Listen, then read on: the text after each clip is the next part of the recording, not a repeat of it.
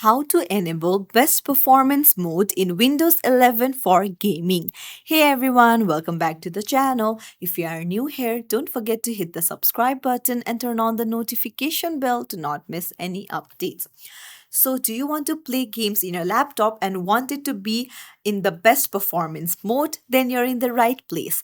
For that, you'll need to head over to the settings, just open it up, and then on the left hand side, you'll see system. Go ahead and tap on it, and then you will see power and battery. Tap on it and you will see power mode. So tap on the drop down and then make sure that it is set to best performance. Make sure that it is set to best performance both while it is plugged in and on battery. And that's it. If you found this tutorial helpful, don't forget to like and subscribe to our channel for more tips and tricks.